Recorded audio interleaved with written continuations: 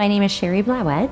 I currently practice rehabilitation and sports medicine at Spaulding Rehab Hospital and the Brigham and Women's Hospital. It involves, seeing patients and providing care, but I also do research and work with our adaptive sports program that provides community-based opportunities for people to get involved in sports. So I'm initially from the Midwest, actually. I grew up in a farming family in Iowa, and I was injured. I acquired a disability when I was about 1.5 years old in a farming accident, and I've had a spinal cord injury since that time. My mom always provided an amazing example for me. She was always not only like a cheerleader, but also someone who I think helped normalize me and my life to the people around as well. And it's easy for people to treat you differently, but she never let anybody do that, and she was pretty firm about it, particularly at school. I didn't really know it along the way, but I was kind of self-selecting towards things that I knew were fairly sedentary because I had never really thought of myself as an athlete, and there were sports going on all around me, but I never put two and two together that I could also be a part of that. When I was an 8th grader, our high school track coach learned about the sport of wheelchair racing. He saw an exhibition event. He found me in the hallway and he told me about it. And he said, I think you should try it. I think you'd be good. I was approaching it with a bit of a bad attitude, I guess you could say, initially, because I didn't think it would be very fun and I didn't want to really stand out from my peers. At the end of that season, we went to the state track meet, and that was really a pivotal moment because I discovered that there was an Iowa junior wheelchair racing team because there were some other athletes at that meet in Des Moines. Once I learned that that opportunity existed, then I was a bit more intrigued because I saw myself in them and I saw peers who were actually playing the sport.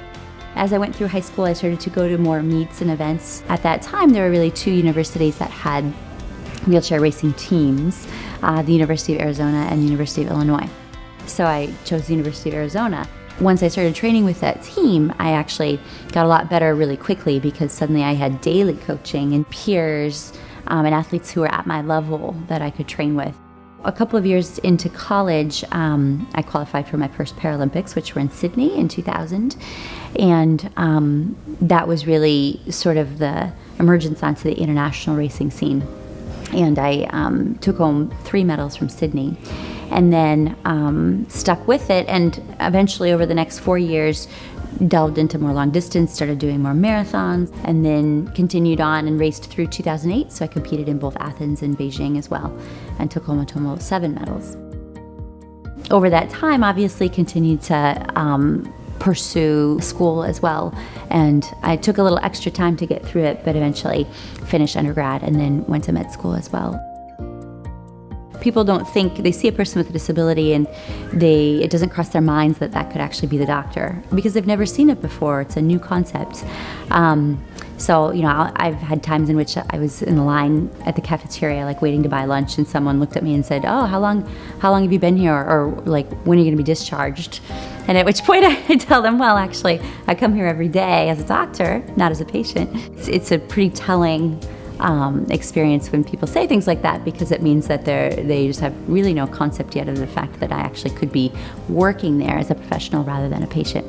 When we are working with someone who has a disability of any type, I think that it's very easy for us to feel like we want to help to the extent that then we kind of implicitly lower our expectations. And so I think it's really important, as we would for any child, any young person, to keep expectations really high and then to reward people when they succeed. And I think when we approach it from that standpoint, then you'll be amazed what all kids do, but particularly kids with disabilities, because as long as we give them the opportunity and keep those expectations high, then they'll usually rise up and achieve great things.